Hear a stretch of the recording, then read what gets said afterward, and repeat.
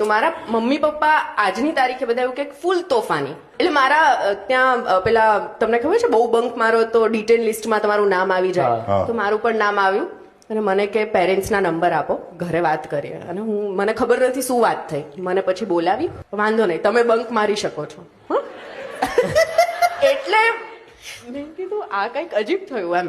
મને એમ કે કદાચ પપ્પા એવું કીધું હશે કે એની તબિયત બરાબર નથી ને આવું બધું. પછી મને ફરી બોલાવી, મને કે તમે આ ડાન્સ ને એવું બધું કરો છો તો એમાં પ્રોબ્લેમ નથી થતી ને? એટલે મેં કીધું એવું શું કીધું છે મારા વિશે? મેં કીધું ના, એટલે એવો કઈ પ્રોબ્લેમ ના થાય. તો કે આ ફિઝિકલ પેલું મેન્ટલી પ્રોબ્લેમ છે ને. મેં તો કયો ઘરે જઈને પપ્પાની વાત કરી, શું બોલ્યા છો? એટલે મેં તો ખાલી એવું કીધું કે નાના મગજની નસ દબાઈ જાય એટલે એને શું હોય તો ભલે સુઈ જાય, બંક મારો હોય તો બંક, અમને પ્રોબ્લેમ નાના મગજની પટ્ટી બનાવી લાવે ક્રેઝી ભાઈ.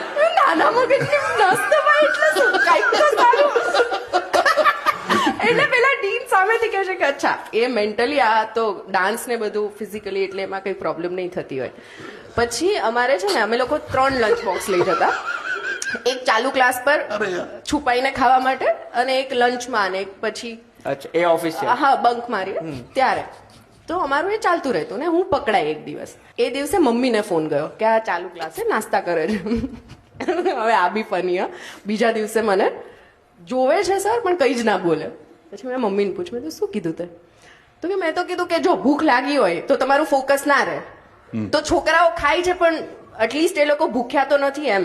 હવે રાજકોટમાં તો માવાનું બહુ એમ. તો મમ્મીએ પૂછ્યું એમને તમે માવો ખાઓ છો? તો કે હા. તો એ કે એના કરતા આ લોકો તો જમે છે ને ક્લાસમાં.